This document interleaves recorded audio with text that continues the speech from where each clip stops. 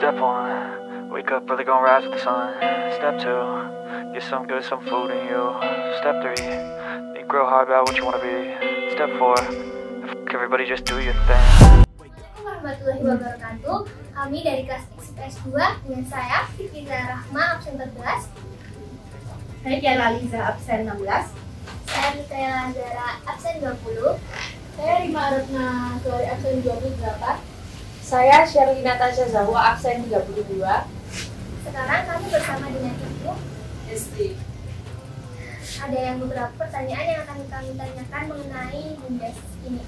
Pertanyaan yang pertama, adakah tantangan yang dapat selama menjalankan diskusi?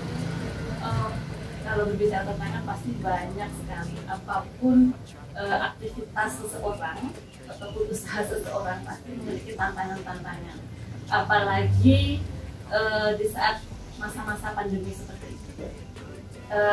Di usaha kami itu kan banyak berkenaan dengan buku-buku perguruan tinggi lah yang paling banyak, yang anak-anak baru belum terlalu banyak. Tantangannya, saya langsung ke usaha pandemi saja ya, biar lebih mudah untuk mencontohkan. Pada saat masa pandemi tahun 2020, kalian baru kuliah, baru sekolah, baru masuk waktu itu, kelas 10. Kalau saya tanya kelas 1 kayak gitu. Itu kan banyak aktivitas yang dibatasi. Penjualan buku itu kan banyaknya di kampus, di Gramedia, di toko-toko seperti itu. Selain itu kan juga dijual ke pengadaan pemerintah. Nah, selama masa pandemi itu toko-toko yang kami supply itu kan Gramedia. Pada saat itu kalau adik-adik ingat itu kan banyak mall-mall yang harus ditutup.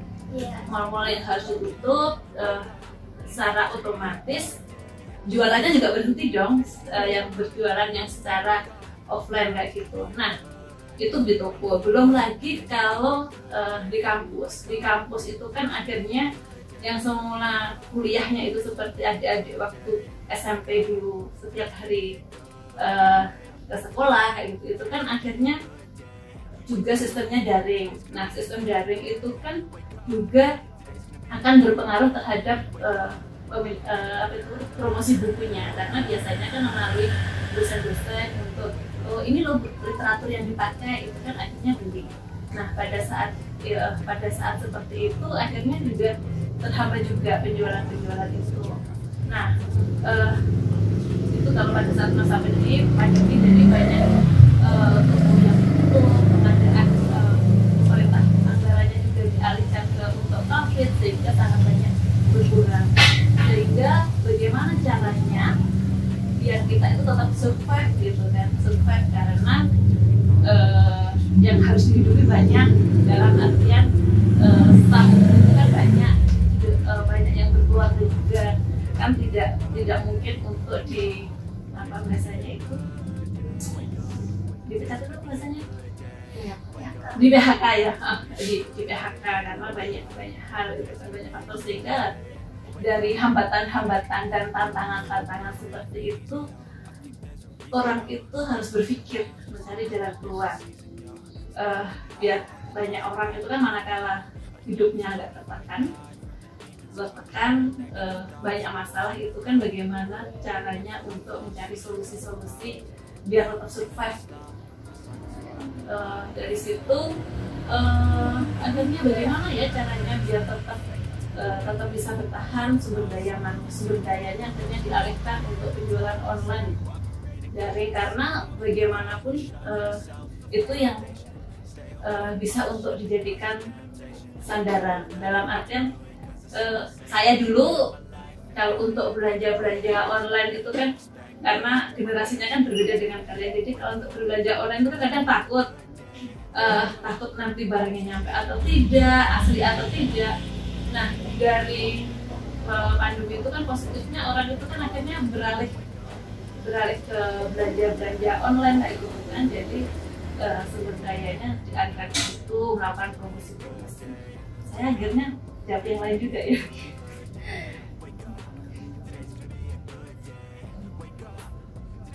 Terus bagaimana Anda mengelola bisnis yang berkembang? Mengelola, artinya manajemen gitu kan ya. Manajemen adalah bagaimana mengelolanya ya. Itu harus ada tim yang solid, yang bisa bekerja sama, memiliki rasa percaya baik itu terhadap bawahan ataupun bawahan terhadap atasan, terhadap sesama yang sejajar juga. Karena kalau tidak ada kepercayaan itu kan tidak ada rasa saling percaya, bisa jadi seandainya lari itu kan tidak bisa bareng-bareng. Misalkan kalian berlima diajak lari gitu kan, enggak nanti panas, nanti nggak takutnya jatuh, yang satunya ayo dong nanti kita harus bisa, yang lain tidak bisa, itu kan tidak bisa berjalan berbarengan. Tentu saja selain percaya harus membuat sistem manajerial yang bagus, dalam artian yang berjalan itu adalah sistemnya, yang berjalan itu adalah aturannya atau standar menjalankan saudara satu sesuai dengan standar operasional prosedur. Bukan misalkan saya bekerja karena faktor pimpinan saya mengerjakan ini kalau sudah ditanya, kalau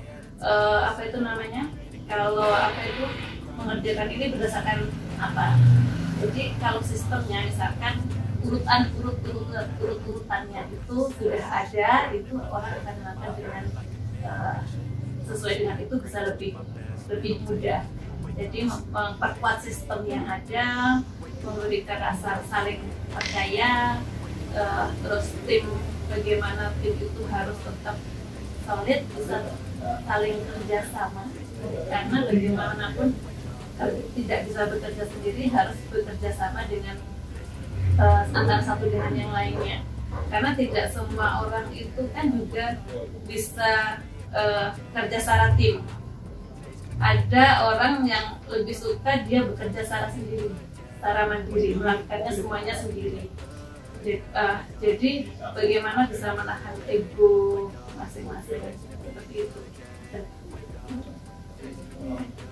Selanjutnya, berapa omset yang dihasilkan dari bisnis Anda Selama 1 tahun? Ya. Kalau berbicara omset selama 1 tahun kemarin itu sekitar 7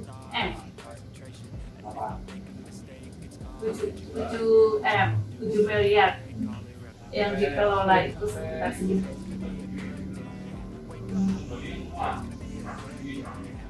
Pertanyaan selanjutnya, apa yang akan Anda lakukan untuk bisnis ini ke depan? Yang akan dilakukan tentu saja kami tidak hanya bergantung pada satu bisnis saja. Bagaimana setiap pebisnis itu harus bisa mengembangkan bisnisnya, membuat terobosan-terobosan yang lain. Karena kalau hanya bergantung, misalkan saja dulu kami berawal dari penerbitan buku saja. Dengan adanya pandemi, dengan adanya kebutuhan akhirnya ada alat peraga edukatif, juga tentang menjual alat kesehatan untuk pendidikan juga kayak gitu. Jadi pada saat bisnis itu kita harus mampu mengembangkan disesuaikan dengan permintaan pasar, atau orang berbisnis itu kan ada yang karena berdasarkan hobi yang dikembangkan. Misalnya kakak ini kan putar masak, putar bikin kue, siapa tahu nanti suatu saat bikin jualan punya toko sendiri. Atau kalau misalkan itu berdasarkan kebutuhan orang saat ini, pada saat pandemi itu yang dibutuhkan orang itu apa? Masker. Akhirnya orang itu membuat masker masing-masing. Kain itu sebelum pakai medis kan banyak yang jual, itu kan bisnis baru.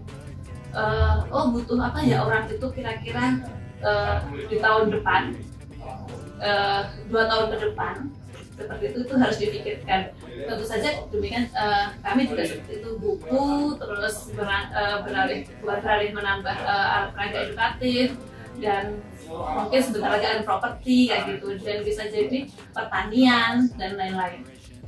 Jadi harus selalu berkembang biar tidak kalau orang Jawa bilang itu jaga no, mengandalkan satu bisnis saja.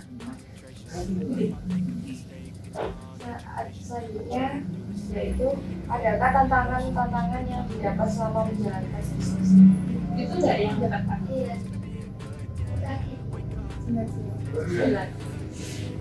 Adakah tips dan motivasi yang bisa Anda berikan kepada semua orang yang ingin memulai bisnis?